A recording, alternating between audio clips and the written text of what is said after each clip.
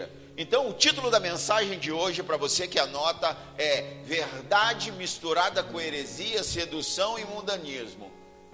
Se liga no mistério, meu irmão. Mas antes disso, feche seus olhos. Pai, em nome de Jesus, nós te adoramos, te louvamos, exaltamos o teu nome e declaramos que só o Senhor é Deus sobre nós. Esse lugar aqui é uma terra santa, Senhor, onde os teus filhos se reúnem para te cultuar, para ouvir a tua palavra, para serem ministrados, para serem confrontados e para serem, Senhor, confortados em teus braços. Em nome do Senhor Jesus, que o teu Santo Espírito tenha liberdade para atuar aqui e agora, em nome de Jesus, Pai. Usa minha vida para abençoar o teu povo, Senhor. Em nome do Senhor Jesus, que ninguém saia daqui do mesmo jeito que entrou, que todos possam crescer em graça, em sabedoria, em discernimento e em entendimento, em nome de Jesus, amém? Aleluia. Apocalipse capítulo 2, versículo 12 diz: ao anjo da igreja em Pérgamo escreve: assim declara aquele que tem a espada de 2 gumes afiados. Conheço o lugar em que vives, aonde se encontra o trono de Satanás. Apesar disso, permaneceste fiel ao meu nome e não renunciaste à tua fé em mim, nem mesmo quando Antipas, minha leal testemunha, foi morto nessa cidade aonde Satanás habita. Tenho, contudo, contra ti algumas admoestações, porquanto tens contigo os que seguem a doutrina de Balaão. Repete comigo: Balaão, que ensinou Balaque a armar ciladas contra os filhos de Israel, induzindo-os a comer alimentos sacrificados a ídolos e se entregarem à prática da prostituição. Repete comigo: prostituição. Além disso, tens alguns que semelhantemente seguem a doutrina dos nicolaítas. Repete comigo: nicolaítas. Diante do exposto, arrepende-te. Caso contrário, logo virei contra ti e contra eles, e pelejarei com a espada da minha boca. Quem tem ouvidos, compreenda o que o Espírito revela às igrejas. Ao vencedor, fala, é comigo. Amém. Ao vencedor proporcionarei do maná escondido, bem como lhe darei uma pedra branca, e sobre essa pedra branca estará grafado um novo nome, ao qual ninguém conhece, a não ser aquele que o recebe. Até aí, aleluia, glória a Deus, glória a Deus, glória a Deus. Um texto muito complicado de se entender, amém? Falando um monte de coisa que, se você não tiver uma percepção panorâmica, se você não tiver um entendimento panorâmico da Bíblia, você não vai entender nada da profundidade da mensagem de Jesus Cristo nessa carta. A carta à igreja de Pérgamo é um grito de Jesus Cristo para a nossa igreja hoje. Essa carta, ela está endereçada a mim, ela está endereçada a você, ela está endereçada a nós. Amém, igreja? Então fala, é comigo. Amém. O perigo que a igreja de Pérgamo estava enfrentando é que havia uma linha divisória muito fina entre a verdade e a heresia. E como pode uma igreja permanecer na verdade sem se misturar com as heresias, sem se misturar com o mundanismo? Como pode isso? Como uma igreja consegue se manter firme? Como que uma igreja é capaz de enfrentar o martírio, permanecer fiel diante das práticas de sedução? A palavra Pérgamo significa casado. A igreja precisa lembrar, ela precisa se lembrar de que ela é uma noiva comprometida com Jesus Cristo, amém? E uma noiva comprometida com Jesus Cristo, ela precisa se apresentar como uma noiva santa, pura, incontaminada. E no livro de Apocalipse, o sistema do mundo satânico, O sistema do mundo está entrando dentro da igreja. Alguma coisa parecida com os dias de hoje? Amém? Estão entendendo? O sistema do mundo está entrando dentro da igreja e nós podemos definir o sistema do mundo como a grande Babilônia, como a mãe das meretrizes, e nós podemos definir a igreja como a noiva de Cristo. Estão conseguindo me entender? Amém? Então, o ponto central dessa carta é alertar a igreja do risco, desse risco perigoso de se misturar com o povo do mundo, ou do povo do mundo se misturar dentro da igreja. Eles vêm do mundo trazendo engano, doutrinas de Balaão, práticas dos nicolaítas. Isso quer dizer que não importa como você aceita Jesus, mas importa como você caminha com Jesus. Amém? Glória a Deus. Há uma grande diferença. Cristo faz um diagnóstico da igreja e revela os seus sintomas. Cristo vê uma igreja instalada no meio do acampamento de Satanás. O texto diz: aonde há o trono de Satanás. Pérgamo. Eu preciso te falar um pouquinho da cidade de Pérgamo, para que você possa entender, assim como eu fiz com a de Éfeso e a de Esmirna. A cidade de Pérgamo, ela teve um passado glorioso. Historicamente, ela era a cidade mais importante da Ásia.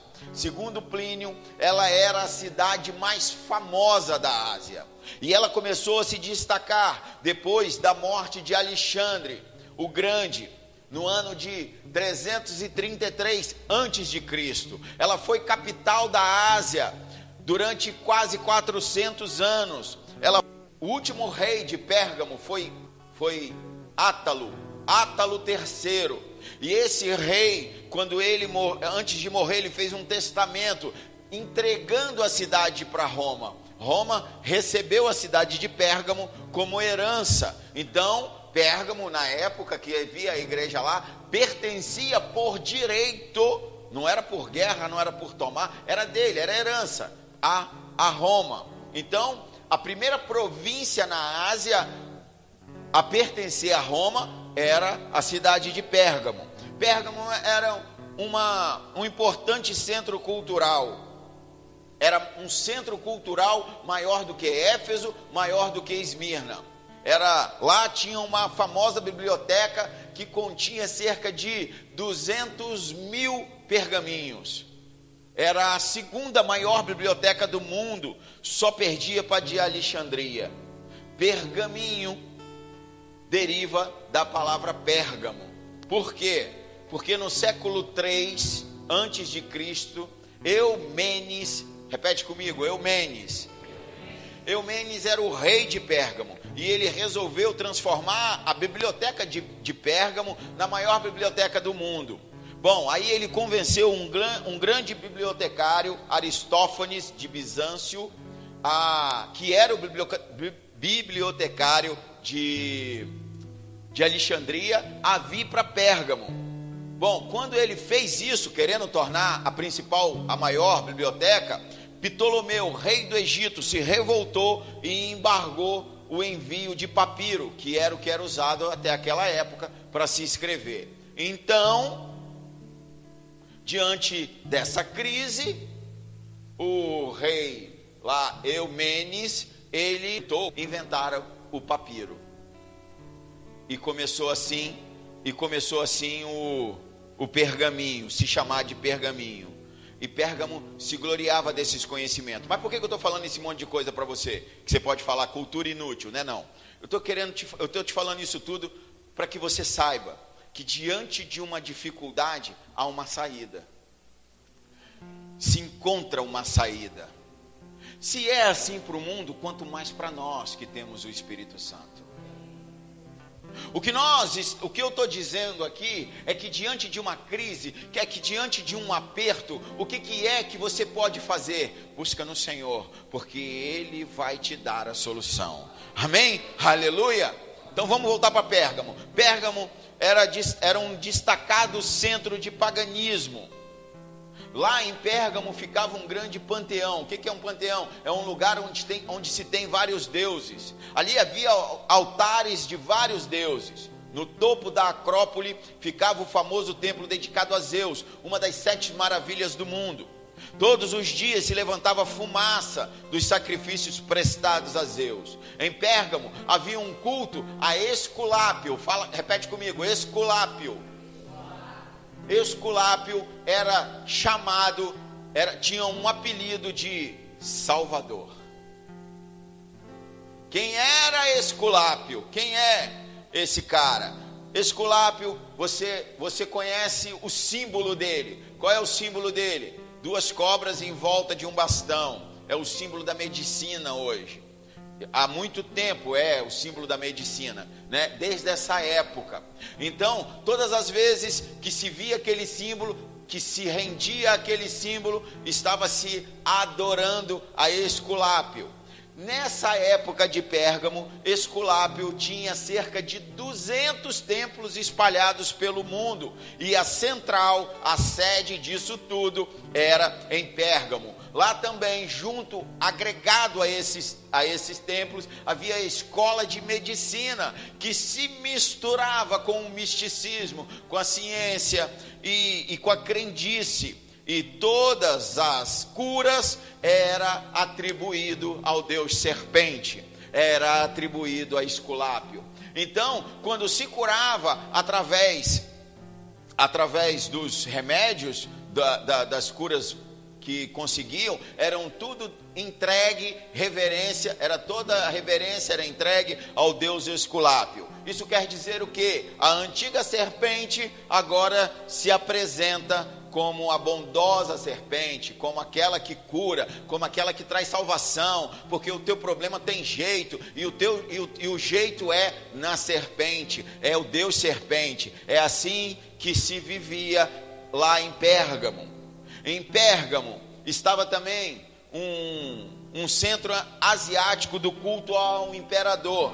O culto ao imperador era um elemento que unificava a diversidade cultural, política do império. Isso quer dizer, tudo girava em torno do culto ao imperador. Calma aí que você já vai entender. No ano 29 a.C., foi construído em Pérgamo o primeiro templo ao imperador vivo, ao imperador Augusto. Isso quer dizer, queridos, amados, é que além de adorar um homem morto, agora lá em Pérgamo se adora um homem vivo. Quer dizer, o meu Deus, ele está vivo, é um homem. Tudo por quê? Porque esse imperador Augusto, ele recebia um espírito, quer dizer, ele incorporava um espírito que se achava que era da deusa Roma. Falei dela lá na igreja de quem que eu falei? Muito bem, Esmirna. Então, a deusa Roma, ele incorporava a deusa Roma. E por isso, porque ele incorporava a deusa Roma, que todo mundo sabe quem é hoje, a deusa Roma, rainha dos céus, ele passou a ser divino, e começaram a se levantar templos para o imperador Augusto. Uma vez por ano, os súditos deveriam ir ao templo do imperador e queimar incenso. A coisa funcionava mais ou menos assim: você pode ser o que você quiser, você pode adorar o Deus que você quiser, você pode ser devoto do santo que você quiser, você pode ir para onde quiser, você pode fazer o que você quiser, mas uma vez por ano você precisa ir no templo adorar a César. Chega lá e falar: César é o Senhor. E depois disso você vinha para sua casa e seguia sua vida normal. Isso se chama nos dias de hoje ecumenismo, aonde todos levam a Deus, amém? Glória a Deus. Não importa como você adore, não importa como você faça, não importa como você viva, você não tem problema, está tudo certo. Não tem problema. Deus é um só, amém? É o mesmo Deus. Deus tem o nome de Buda, Deus tem o nome de Hare Krishna, Deus tem o nome de Alá. Tem muita gente que acha, e eu achei durante muito tempo, que Alá era a tradução de Deus. Não é. Não é. Então é isso que se está passando em Pérgamo, nesse momento ali. Havia um lugar que eu já falei, o Panteão, aonde todos iam lá para adorar. Qual é o seu Deus? Ele tinha um Deus lá, o outro tinha outro Deus, está tudo bem, vamos todo mundo junto. Saindo de lá, vamos todo mundo surfar, vamos todo mundo andar de skate, vamos todo mundo fazer churrasco. Enfim, faz o que você quiser, não tem problema. Tenha que uma vez por ano adorar ao imperador. Isso era o símbolo de lealdade a Roma.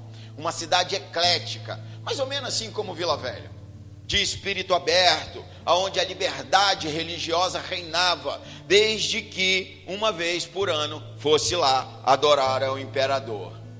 Bom, além disso tudo, em Pérgamo estava o trono de Satanás. Ele não apenas habitava na cidade, mas lá também, ele não só habitava, lá também estava o seu trono. O trono de Satanás, ele marca sob pressão os cristãos, amém, queridos?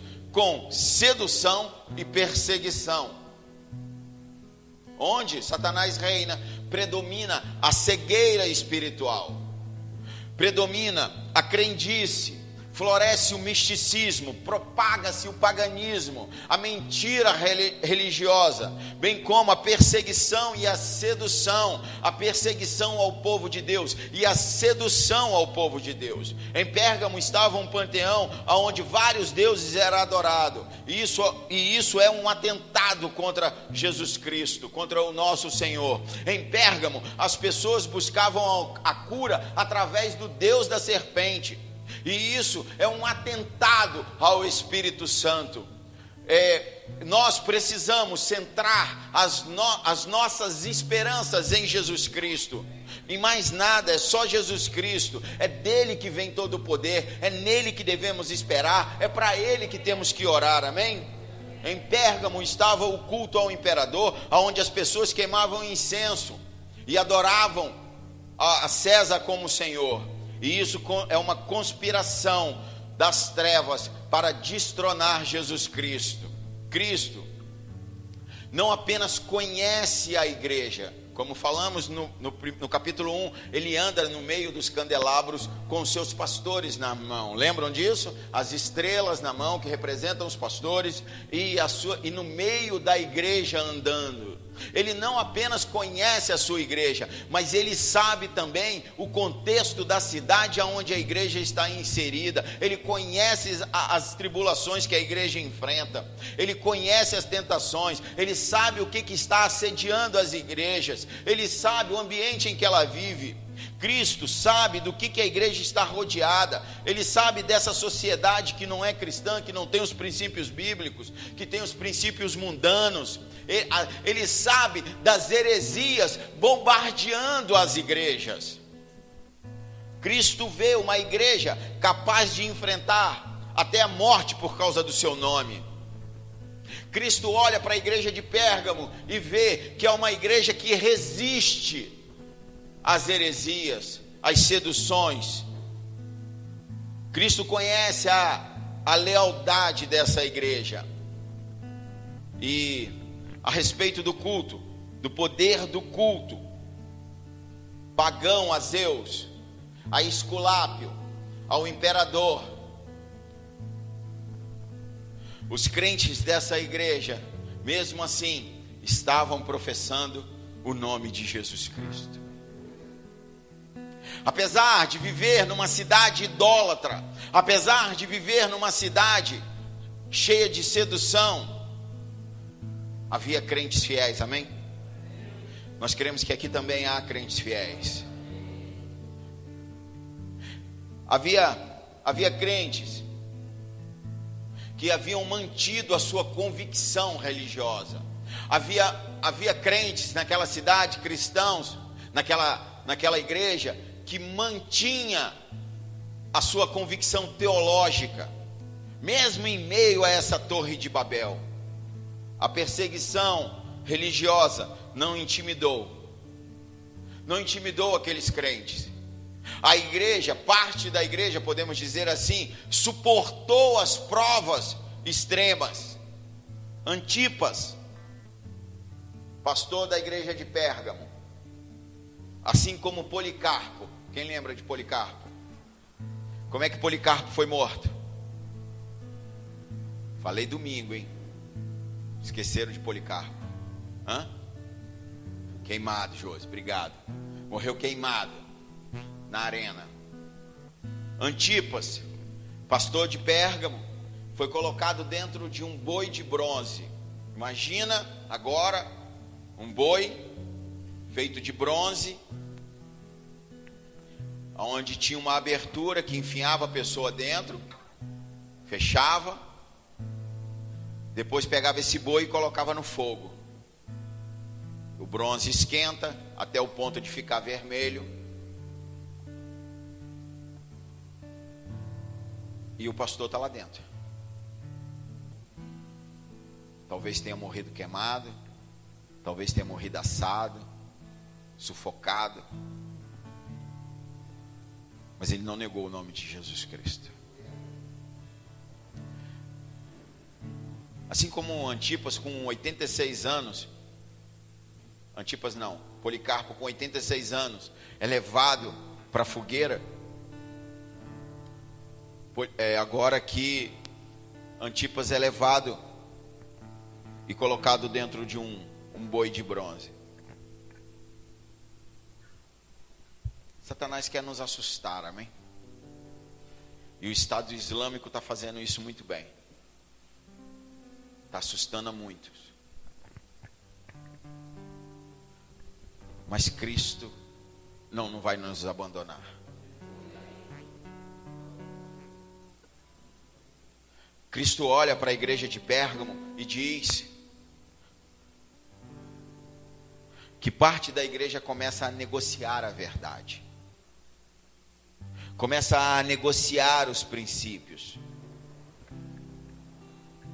Como Satanás bateu de frente e usando a perseguição e não conseguiu, Satanás muda de tática e começa a seduzir. A proposta é a substituição, não é mais a substituição. Ele não está falando, deixa de adorar o teu Deus, porque ninguém aqui quer deixar de adorar ao Senhor. Aí então ele começa a infiltrar, ele começa a misturar. Agora já não é mais uma apostasia aberta, agora é o ecumenismo. Então membros da igreja começam a abrir a guarda e ceder diante da sedução, do engano da religião.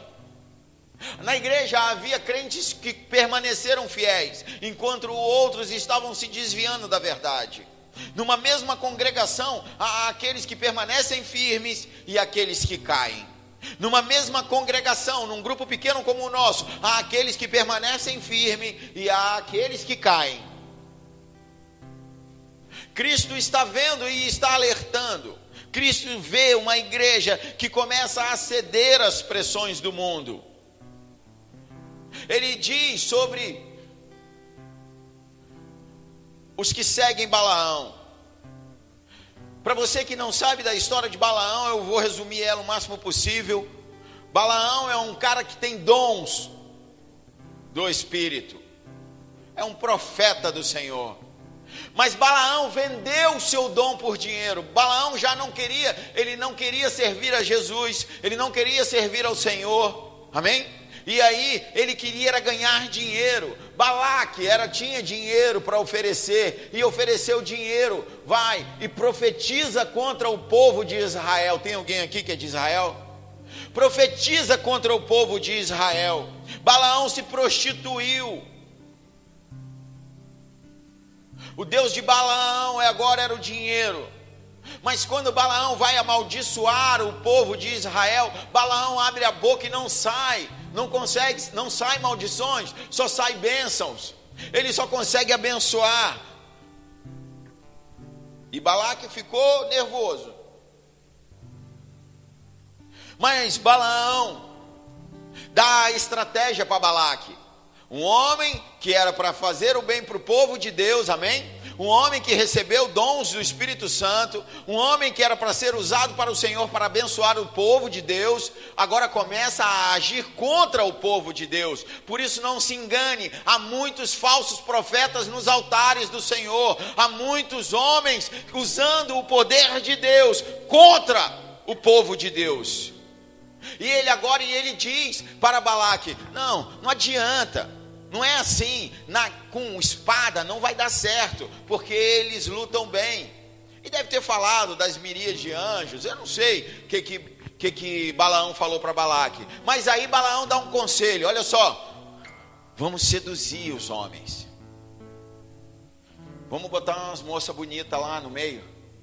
Vamos botar umas mulheres bonitas, cheirosas, umas roupinhas maneiras, um negócio legal. Isso quer dizer, Balaão estava ensinando o caminho. Vamos misturar, vamos incitar eles ao pecado, vamos nos infiltrar e causar uma armadilha. E assim, os homens de Israel começaram a se infiltrar, começaram a permitir a infiltração das mulheres, das prostitutas. E eles começaram a se entregar aos banquetes das carnes sacrificadas a ídolos, e caíram na prostituição, traindo o seu povo, traindo o seu Deus. Os homens ficaram fracos e vulneráveis, porque o pecado enfraquece o povo, o pecado enfraquece a igreja. Mas a igreja toda está em pecado. Não, mas se 2, 3 tiver, vai enfraquecer, porque nós somos um corpo.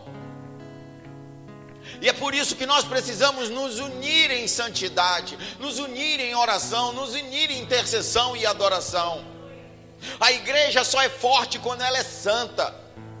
Sempre que a igreja se mistura com o mundo, ela adota um estilo de vida parecido com o do mundo, e perde o seu poder de influência. O grande problema da igreja de Pérgamo é que enquanto uns sustentavam a doutrina de Balaão, os demais membros se calaram num silêncio estranho. Sabe o que eu estou dizendo? Que a infidelidade encontrou lugar dentro da igreja, com a adesão de alguns, não eram de todos, mas aqueles que não caíram no pecado se calaram. A igreja se tornou infiel. Deixa eu te falar, eu amo a sua vida, mas se você entrar em pecado, eu vou falar para você que você está em pecado. E por isso que eu não quero saber quanto que você entrega de dízimo. Porque se eu tiver que confrontar o seu pecado, eu vou confrontar. Porque o que está errado, está errado. E você pode chegar para Jesus Cristo do jeito que você tiver, mas para ficar dentro da igreja, você vai ter que buscar mudança de vida, você vai ter que buscar santidade, você vai ter que buscar encontrar com o Senhor, você vai ter que tomar a sua cruz todos os dias. Cristo vê a igreja que começa a baixar o seu nível moral. Eles ensinavam que a liberdade de Cristo é uma liberdade para o pecado. Eu estou falando dos nicolaítas, dizendo: nós não estamos mais debaixo da tutela da lei, estamos livres para viver sem freios, sem imposições, sem regras. Esse sofisma da verdade, transformando a graça em licença para a imoralidade, para os vícios, para a libertinagem. Esses são os nicolaítas, ensinando que os crentes não podem ser diferentes. Deixa eu te falar, o crente tem que ser diferente. Não é diferente na roupa que veste, não. É diferente nas escolhas, é diferente nas atitudes. Porque os nicolaítas dos dias de hoje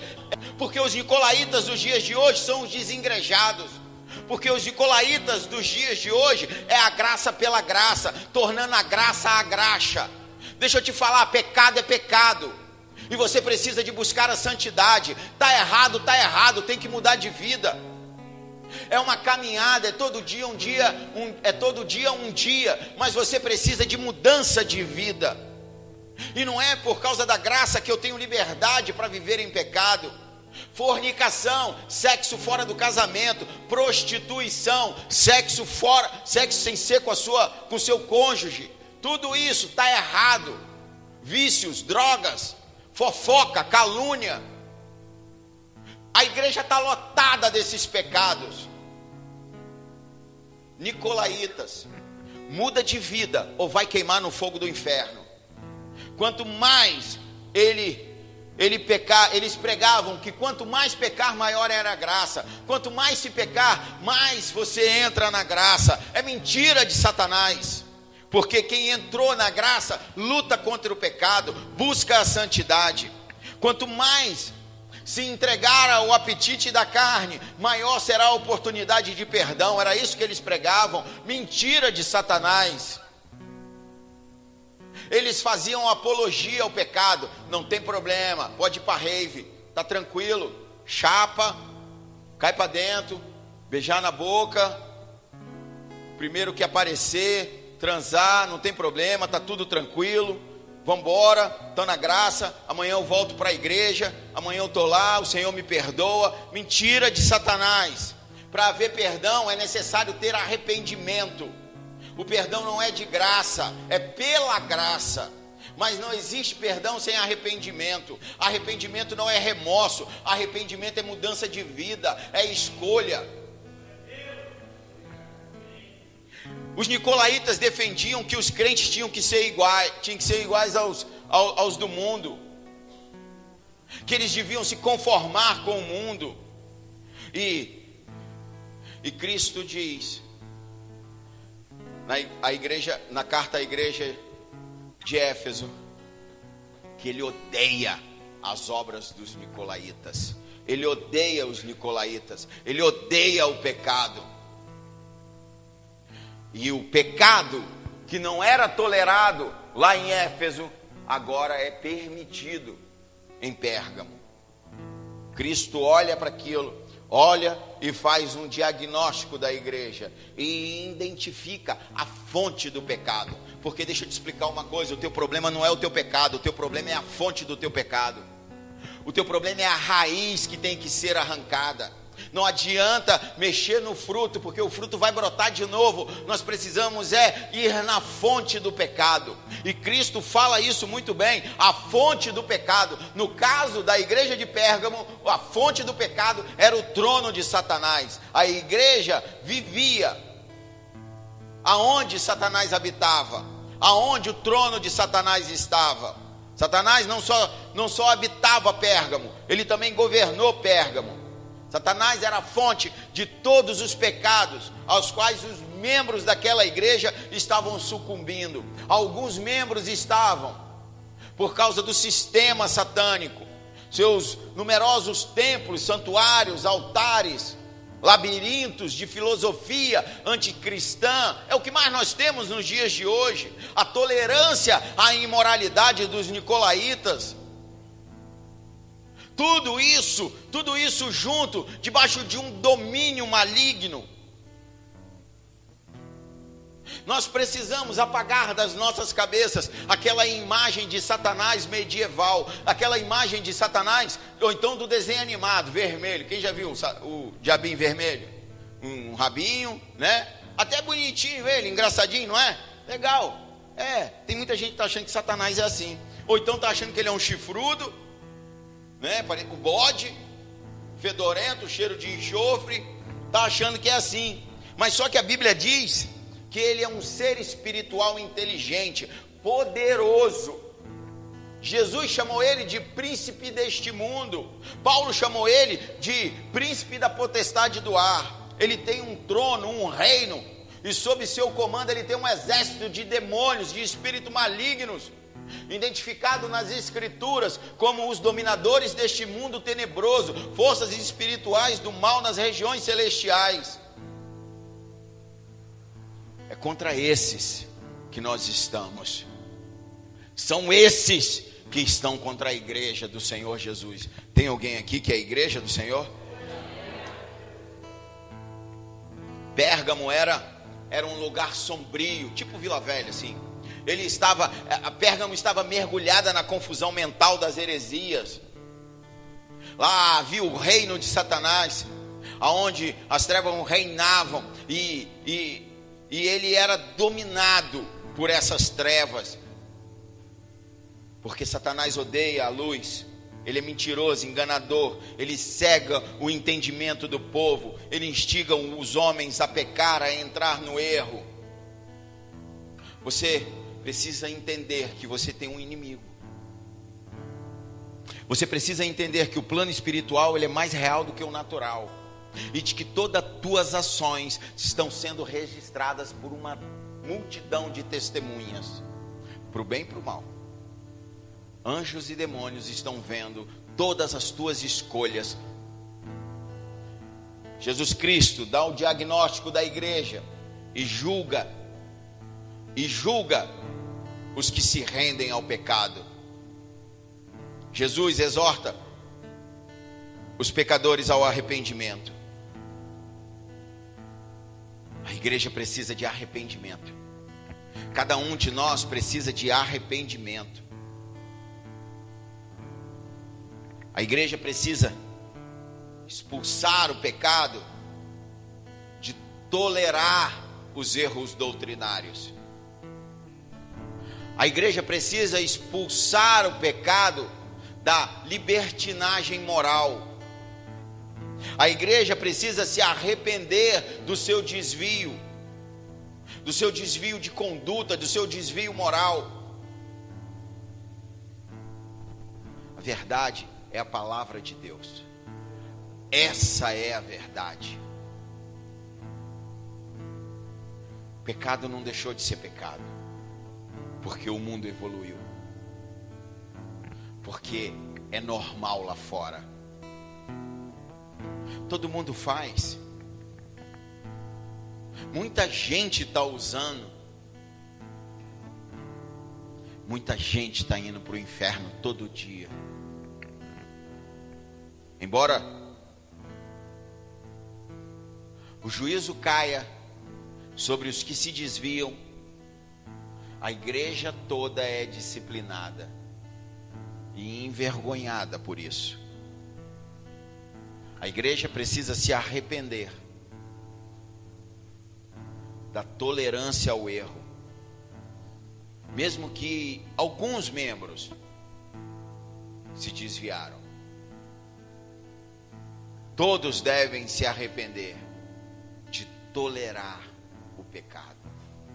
Como eu preguei outro dia aqui, provavelmente eu vou pregar de novo. A causa do amor se esfriar, uma das causas do amor se esfriar é a tolerância ao pecado. Não é que a pessoa pecava, não é que ela praticava aquele tipo de pecado, mas ela tolerava aquele tipo de pecado. Isso quer dizer, não tem problema, é meu amigo, mas o que tem seu amigo? Não, ele tem 3 mulheres na rua, mas eu não participo, eu não quero nem saber dessas conversas, mas ele é meu amigo. Você tolera o pecado dele. Você é cúmplice. O cúmplice ele tem uma pena menor, né, no nosso jurídico, mas é condenado também. Por isso eu te incentivo, não participe do pecado de ninguém. Se afaste das pessoas que vivem no pecado. Eu não estou falando de cair, uma queda involuntária. Eu estou falando dos que vivem na prática do pecado. Enquanto os crentes de Éfeso odiavam as obras dos nicolaítas, os crentes de Pérgamo toleravam a doutrina dos nicolaítas. O maior erro da igreja de Pérgamo é o erro da tolerância ao pecado. Permitir o pecado no meio de nós. Mas você não sabia que o cara roubava? Sabia, mas não tem nada a ver com isso. Quem sou eu? Não sou polícia para prender ele. Aí você está lá participando. Aí você está emprestando o seu ouvido para fofoca. Não, mas eu não falei nada, eu só fiquei calado. Mas ouviu, participou da fofoca, participou da calúnia, da difamação. Jesus traz a sentença, ele traz o juízo. A falta de arrependimento acarreta juízo. Jesus virá em juízo para condenar todos aqueles que permanecem no pecado, todos aqueles que se desviam da verdade, porque no final ele fala, ao vencedor, ele derrotará os seus inimigos com esta arma poderosa, a espada na boca dele. Você sabe o que é a espada na boca dele? Você sabe o que é a espada? É a palavra. Somente com a palavra ele vai derrotar todos os inimigos. Todos. É a única arma que Jesus vai usar na sua segunda vinda. É a palavra. A palavra vai matar o anticristo. Ela vai destruir os rebeldes, os que se desviaram. A mensagem da verdade, a mensagem de salvação, a mensagem da graça dos dias de hoje vai se transformar na mensagem de julgamento, de juízo. Na hora que fechar os portões de Jerusalém, acabou a graça, agora é hora do juízo. Quem entrou, entrou, quem se arrependeu, se arrependeu. Agora vamos ver quem é quem nessa história. Deus nos falará, nós somos responsáveis. Ele vai nos mostrar, você é responsável. Você é responsável pelas suas atitudes diante do teu conhecimento. Isso quer dizer, cada um vai ser julgado pelo seu conhecimento. Não adianta você fugir do conhecimento, amém? Venha para o Mergulhando na Palavra, venha para os cultos, porque eu vou te ensinar muitas coisas aqui, ou quem estiver com esse microfone na mão. Mas você precisa conhecer mais, você precisa conhecer a palavra, porque é a verdade que liberta. Então, ouça a palavra de Deus, conheça os mistérios do Senhor e viva de acordo com a palavra de Deus. É disso que nós precisamos. Jesus, que é a sua própria palavra, ele que vai condenar no dia do juízo. João 12, 47, 48, ele mesmo, a palavra salvadora vai se tornar juiz e espada. A palavra vai se tornar o carrasco, vai sentenciar e executar. Desvendando o Apocalipse, como nós temos chamados essa série de pregações, tem como intuito te mostrar a vitória do Senhor, te mostrar que você é participante da glória dele, mas também tem como intuito ainda te trazer de volta para o caminho. É uma mensagem linda para os nossos dias, porque muitos de nós vêm errando por comodismo, por falta de conhecimento, por falta de amor, por falta de tremor, por falta de reverência ao Senhor.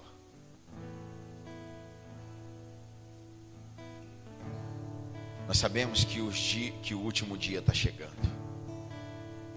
Todos os sinais estão se cumprindo, todas as profecias.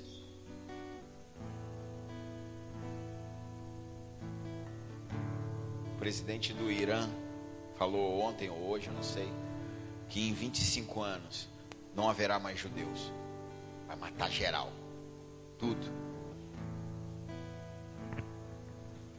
Talvez Deus esteja usando a boca dele, né? Para dizer que em 25 anos nós já subimos. Nós já fomos embora para Nova Jerusalém. A perseguição a Israel vai ser intensa agora. Dia 23 ou 24, 25, eu não sei, vai ser votado o Estado da Palestina. Quer dizer, aonde é Israel volta a ser Palestina. Provavelmente vai ser aprovado porque a maioria querem isso. E tudo isso é Bíblia. Nós vamos continuar aqui nos capítulos. Nós vamos sair do capítulo 2 domingo, em nome de Jesus, amém? Depois vai ser um por capítulo, eu espero. E nós vamos ver isso, que tudo vai conspirar. Aí eles acham que tudo vai conspirar para a destruição de Israel. Tudo vai conspirar para Jesus Cristo voltar. Para Jesus Cristo voltar. Amém? Se você tiver coragem, feche seus olhos e vamos meditar.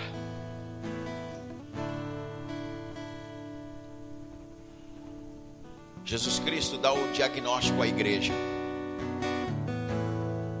Jesus Cristo, Ele diz o que está errado. Você está errando. Você está indo pelo caminho errado.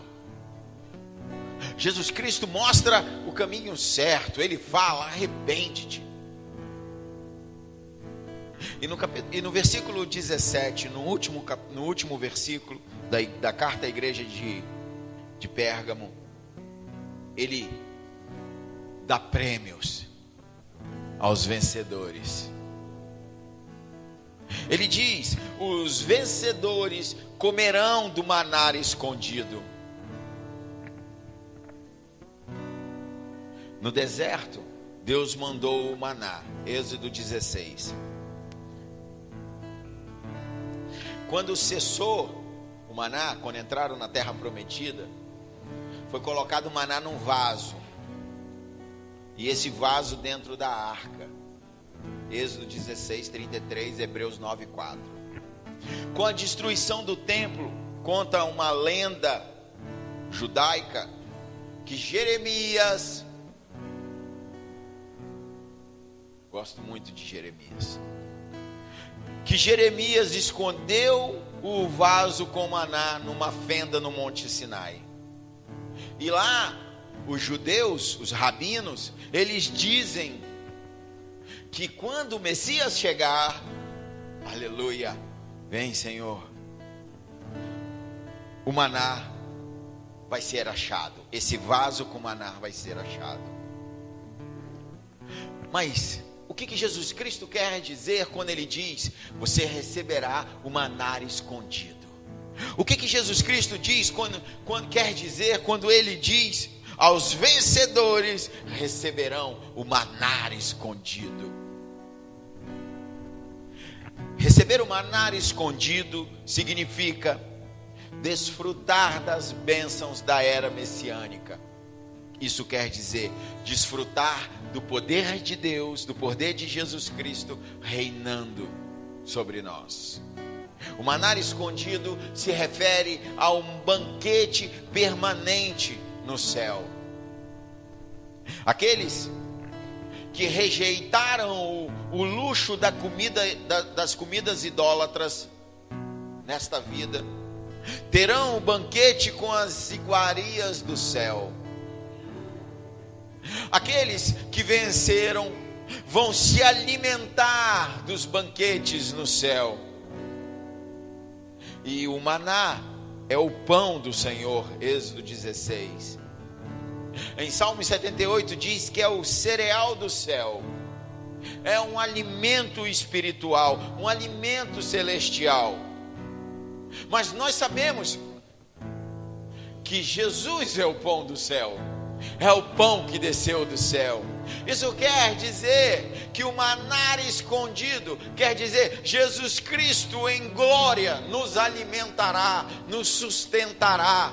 Jesus Cristo, Ele, em verdade, Ele fisicamente estará conosco. Mas Ele diz mais: aos vencedores receberão uma pedrinha branca. Deixa eu te explicar. Nos tribunais daquela época, quando havia um julgamento, o jurado, aqueles que davam um voto, tinha uma pedra branca e uma pedra preta. A branca, inocente. A preta, está condenado. Condenava. E a quantidade de pedra preta ou de branca era que determinava se o cara foi condenado ou se ele foi inocentado. Quando Jesus Cristo diz que Ele vai te dar uma pedra branca, Ele está dizendo: você vai ser declarado inocente. Você vai ser declarado inocente. Mas ainda tem outro significado a pedra branca. Naquela época, uma pedra branca era como se fosse um passaporte para se entrar nos eventos, para se entrar nos lugares que precisaria, por exemplo, de pagar um ingresso. Quem tinha a pedra branca passava direto, era tipo um crachá. Amém? Glória a Deus, estão me entendendo? Era assim. Isso também quer dizer que a partir do momento em que Jesus te entregar a pedra branca, você, além de ser declarado inocente, você ganha o seu passaporte para entrar na festa do Cordeiro, para entrar no grande casamento, nas bodas do Cordeiro. Isso quer dizer, Jesus Cristo está dizendo ao vencedor: festejará comigo no meu casamento, com a minha noiva, com a minha gloriosa noiva, a minha noiva. Isso quer dizer que aquele que deixa as festas do mundo, aquele que deixa o pecado do mundo, aquele que deixa as seduções, as tentações, aquele que deixa tudo isso para adorar a Jesus Cristo, vai chegar um dia onde receberá um passaporte para entrar na grande festa do céu, vai entrar e se servir no banquete celestial aos vencedores. E os vencedores, além do maná, além da pedra branca, ainda vai receber um novo nome, um novo nome, um novo nome. Isso quer dizer, ele diz, só na hora, que só você que vai conhecer, só você que vai saber o nome. Isso quer dizer que aqueles que conheceram em parte, aqueles como nós, que buscam entendimento de partículas, de pedaços de versículos, aqueles que conheceram em parte, vão conhecer plenamente, vão conhecer plenamente os mistérios do Senhor, vamos entrar no desconhecido. Nós não vamos ver mais como num espelho, nós vamos ver face a face, nós vamos entrar nos mistérios do Senhor, nós vamos entrar na festa do Cordeiro, nós vamos participar da noiva. Aos vencedores, aos vencedores, aos vencedores. Talvez você tenha chegado aqui como um nicolaíta, talvez você tenha chegado aqui como um de Balaão. Talvez você tenha chegado aqui se arrastando. Mas o Senhor te diz nessa noite: se arrepende. Se arrepende. Eu estou vendo tudo em volta. Eu sei o que está acontecendo. Eu conheço as tuas aflições. Eu sei quem é o causador de tudo isso. Mas fica firme. Fica firme na sã doutrina. Fica firme na palavra de Deus. Firme na palavra. Não vá por cultura, não vá por tradições, não vá pelo que o homem fala, vá pela minha palavra. É a palavra, é o que diz a palavra. Siga reto, a passos firmes na palavra de Deus. Em nome do Senhor Jesus, se rende a Ele em adoração agora, se arrepende. Declara o teu amor a Ele, declara mudança de vida, declara que a partir de hoje você vai ter um tempo novo com o Senhor, que você vai abrir, que você não quer saber mais dessas doutrinas de Balaão, que você não quer saber mais dos nicolaítas, que você não quer saber mais da graça pela graça, que você renuncia o pecado, que você vai buscar santidade a partir de hoje, que você é um vaso na mão do Senhor para ser usado por Ele. Faz a tua oração, não fica inerte à presença de Deus, levanta do teu lugar e adora ao único digno